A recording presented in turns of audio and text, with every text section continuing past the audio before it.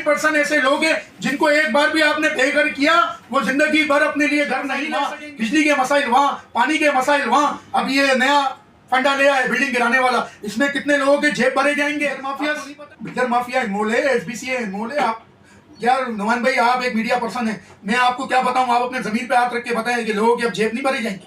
लोग पैसे वाले, मैं बोलना नहीं चाहता हूँ, आपके चैनल पे भेंट लगेगा, आप पे भी मसले हो जाएंगे, मेरे भी मसले हो जाएंगे, इस दिल में बहुत राज है, छोड़े मैं बोलना नहीं चाहता हूँ, मैं बोलूंगा आपके लिए सब मसला। आप अपनी तनख्वाह पे दोबारा फ्लैट रह सकेंगे, आप लियारी में भी दोबारा नहीं रह सकते हो, ठीक है ना। आप फिर जिंदगी भर किराए पे रहोगे, आपके बाद आपकी औलाद भी समझो कि मैं इनकर हूँ और आप मेरे सामने बैठे, आप दोबारा अगर आपकी बिल्डिंग से घर लिया जाए तो निकाला जाए दोबारा।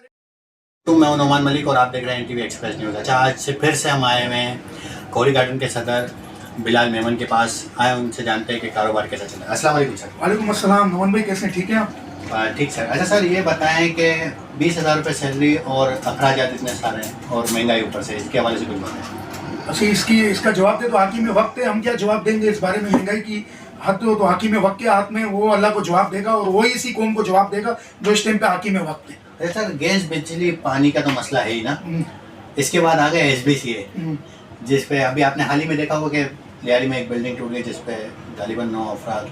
जी बिल्कुल नुमान भाई, मैं आपकी बात समझ गया, मुझे भी रिपोर्ट मिली कुछ लियारी में कोई 20-30 बिल्डिंग है, ठीक है, आप उस बिल्डिंगों को खाली कराएं, ठीक है, उसका कोई अल्टीमेट तो दें। सिंध हुकूमत की जिम्मेदारी है कि जिन शहरियों को, जिन लियारियंस को आप घर से निकाल दें, उनको कोई अल्टीमेटम जगह तो देना।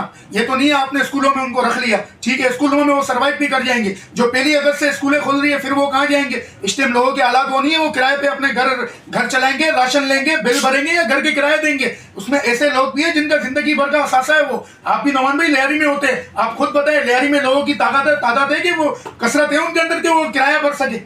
तो ये मैं सिंध हुकूमत को, वजीर आला से दरख्वास्त करता हूँ कि आप उनको घर से तो निकाल रहे, मगर इसका कोई अल्टीमेटम भी दे, कोई इसका रिटर्न जगह भी दे हम उनको रहने के लिए, ठीक है ना। और दूसरी बात ये कि सारी बिल्डिंगें डिमोलिश करने जैसी नहीं है, उनको सिंध हुकूमत को चाहिए अपने फंड से उनको दोबारा रिन्यू कराए, उनमें काम करें और उन फैमिलियों को दोबारा उनकी जगह वापसी दे। उन्होंने किस तरह लिया, उनका दिल जानता है, उनका जमीर जानता है, दोबारा नहीं ले सकते। लियारी में 99% ऐसे लोग हैं जिनको एक बार भी आपने बेघर किया वो जिंदगी भर अपने लिए घर नहीं ले सकेंगे। मैं वजीर आला साहब से, सिंध हुकूमत से और लियारी के नुमाइंदों से मैं ये हाथ जोड़ के रिक्वेस्ट करता हूं कि आप उनके साथ ताउन करें, आप उनकी कोई हेल्प करें, आप उनके साथ खड़े रहें, खाली फोटो सेक्शन करके आप ना चले जाए, ठीक है ना। हर बिल्डिंग गिरने के लायक नहीं है, मुझे नहीं पता है, मैं SBC का मुलाजिम नहीं हूं, ना मुझे पता है कि बिल्डिंग गिर रही है नहीं गिर रही, मगर आप इस तरह की टीम तश्कील दें, उसमें इंजीनियर मौजूद हो। ये कौन सा तरीका है, आप आते हैं बिल्डिंग में, बिल्डिंग को ना नोटिफिकेशन दे रहे, ना कोई अपना टाइम दे रहे, बस आ रहे हैं, आप डायरेक्ट ताला लगा रहे, फैमिलियों को बाहर कर रहे, अंदर उनका सामान पड़ा हुआ है, कीमती अशिया पड़ी हुई है, वो कहाँ जाए,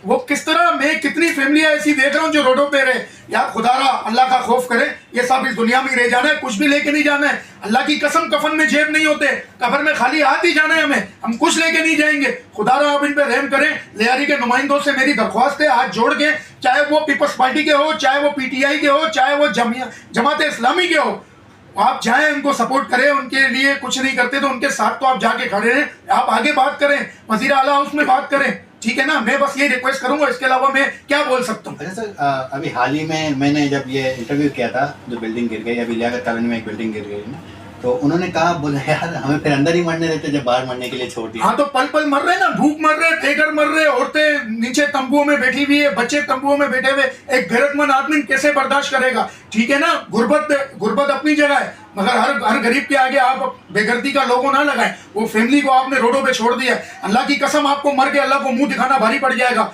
हज़रत उमर ने क्या कहा था कि मेरे वक्त पे कुत्ता भी प्यासा मर गया ना, मैं अल्लाह को क्या जवाब दूंगा। वो खुलफाए राशिदीन थे, तुम्हारी तो मौजूदगी में क्या हाल हो रहे। लियारी पे कुछ रहम किया जाए, लियारी के लिए कुछ नजर सानी की जाए। मैं बिलावा सदर पाकिस्तान से अपील करता हूँ, वजीर आजम शहबाज शरीफ से अपील करता हूँ, और हमारे लियारी के पीपल्स पार्टी के जितने भी नुमाइंदे हैं उनसे मैं अपील करता हूँ, आप लियारी की तरफ देखें। बिलावल साहब, आप लियारी की तरफ देखें, लियारी का बहुत बुरा हाल है, लियारी को कोई पूछने वाला नहीं है, लियारी का कोई वली वारिस नहीं मौजूद, ठीक है ना। खुदारा आप इसकी तरफ नजरे करम करें, लियारी की तरफ, और कोई ऐसी टीम बनाए जो लियारी के सारे काम, लियारी के सारे मसाइल देखे। लियारी में रह के ऐसा लगता है कि थरपारकर में हम रह रहे, ठीक है ना। इस तरह हाल किया हुआ है, सेवरेज के मसाइल वहाँ, बिजली के मसाइल वहाँ, पानी के मसाइल वहाँ, अब ये नया फंडा लिया है बिल्डिंग गिराने वाला, इसमें कितने लोगों के जेब भरे जाएंगे आपको नहीं पता है, कितने लोग इसमें अरबोपति हो जाएंगे। गरीब आदमी गरीब आदमी को बोलते हैं, गरीब आदमी की लाश पे पैर रख के ऊपर जाएंगे। ये मेरे अल्फाज नहीं बोले जा रहे, मैं क्या बोलूं सर, मैं आपको बता नहीं सकता हूँ ये लियारी के साथ क्या कर रहे लोग। सर आपको क्या लगता है ये जो सारा केस हुआ है इसमें कौन सी माफिया मुलविस हो सकती है?